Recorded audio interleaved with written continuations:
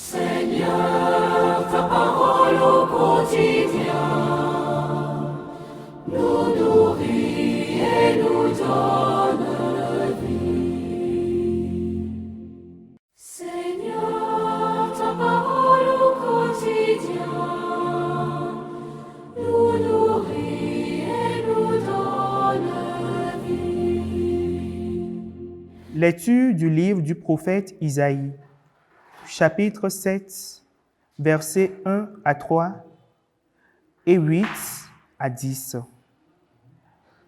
En ces jours-là, le Seigneur parla ainsi au roi Akaz. Demande pour toi un signe de la part du Seigneur ton Dieu, au fond du séjour des morts ou sur les sommets là-haut. Akaz répondit, non, je n'en demanderai pas, je ne mettrai pas le Seigneur à l'épreuve. Isaïe dit alors, écoutez, maison de David, il ne vous suffit donc pas de fatiguer les hommes, il faut encore que vous fatiguiez mon Dieu. C'est pourquoi le Seigneur lui-même vous donnera un signe. Voici que la Vierge est enceinte, elle enfantera un fils qu'elle appellera Emmanuel, car Dieu est avec nous. Parole du Seigneur, nous rendons grâce à Dieu. Nous nourrit et nous donne vie. Me voici, Seigneur, je viens faire ta volonté. Me voici, Seigneur, je viens faire ta volonté. Tu ne voulais ni offrande, ni sacrifice. Tu as ouvert mes oreilles. Tu ne demandais ni holocauste, ni victime. Alors j'ai dit, voici, je viens. Me voici, Seigneur, je viens faire ta volonté. Dans le livre est écrit pour moi ce que tu veux que je fasse. Mon Dieu, voilà ce que j'aime. Ta loi me tient aux entrailles. Me voici, Seigneur, je viens faire ta volonté. J'annonce la justice dans la grande assemblée. Vois, je ne retiens pas mes lèvres. Seigneur, tu le sais. Me voici, Seigneur, je viens faire ta volonté. Je n'ai pas enfui ta justice au fond de mon cœur. Je n'ai pas caché ta fidélité, ton salut.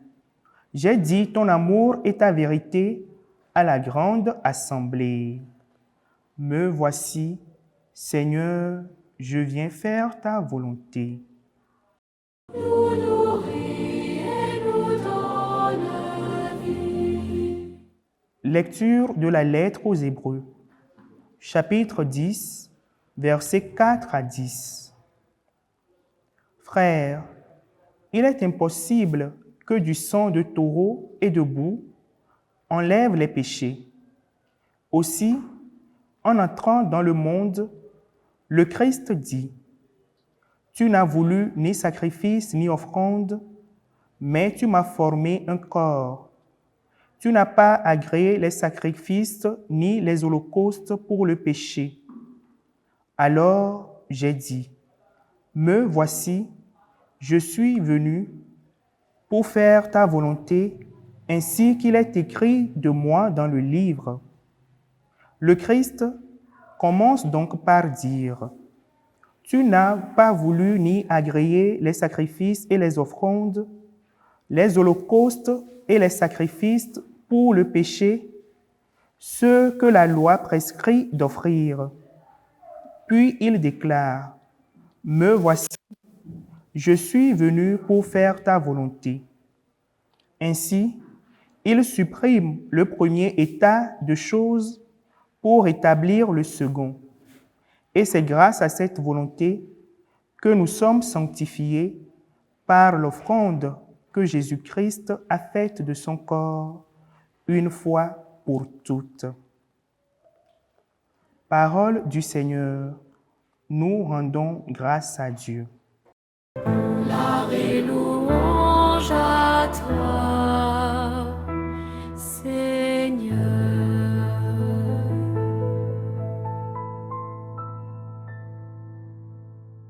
Le Verbe s'est fait chair, il a habité parmi nous, et nous avons vu sa gloire.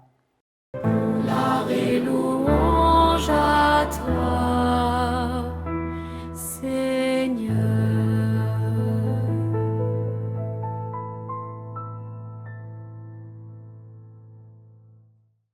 Évangile de Jésus-Christ selon saint Luc. En ce temps-là, l'ange Gabriel fut envoyé par Dieu dans une ville de Galilée appelée Nazareth, à une jeune fille vierge, accordée en mariage à un homme de la maison de David appelé Joseph. Et le nom de la jeune fille était Marie. L'ange entra chez elle et dit: Je te salue, comblée de grâce, le Seigneur est avec toi. À cette parole, elle fut toute bouleversée, et elle se demandait ce que pouvait signifier cette salutation. L'ange lui dit alors: Sois sans crainte, Marie, car tu as trouvé grâce auprès de Dieu. Voici que tu vas concevoir et enfanter un fils. Tu lui donneras le nom de Jésus. Il sera grand, il sera appelé Fils du Très-Haut. Le Seigneur Dieu lui donnera le trône de David, son père. Il régnera pour toujours sur la maison de Jacob, et son règne n'aura pas de fin. Marie dit à l'ange: Comment cela va-t-il se faire, puisque je ne connais pas d'homme? L'ange lui répondit: L'Esprit Saint viendra sur toi, et la puissance du Très-Haut te prendra sous son ombre. C'est pourquoi celui qui va naître sera saint. Il sera appelé Fils de Dieu. Or, voici que dans sa vieillesse, Élisabeth, ta parente, a conçu elle aussi un fils, et en est à son 6e mois, alors qu'on l'appelait la femme stérile, car rien n'est impossible à Dieu. Marie dit alors: Voici la servante du Seigneur, que tout m'advienne selon ta parole. Alors l'ange la quitta. Acclamons la parole de Dieu. Gloire et louange à toi, Seigneur.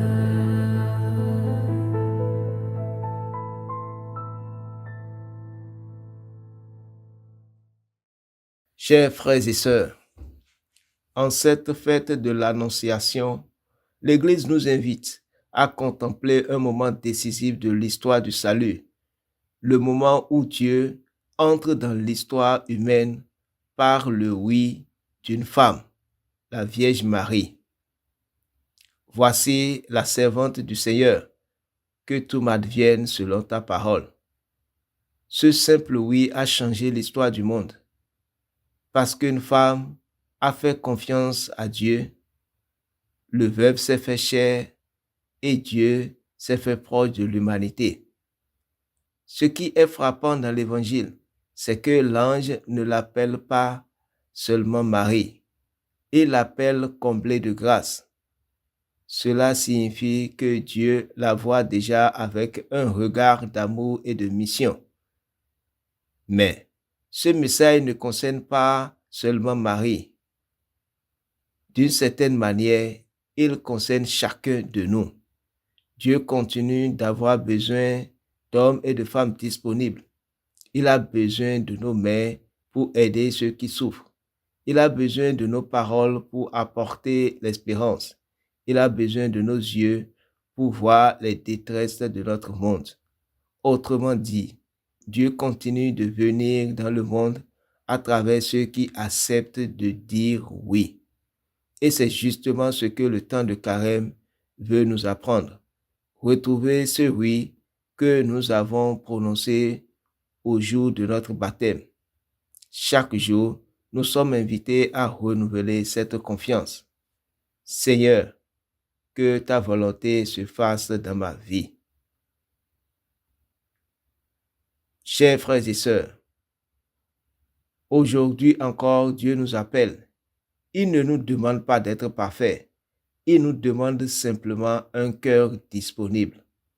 Demandons à la Vierge Marie de nous apprendre à dire, nous aussi, dans les petites et les grandes situations de notre vie, Seigneur, me voici, que tout se passe selon ta parole.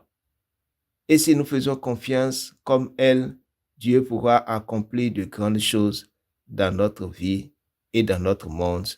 Amen. Seigneur, ta parole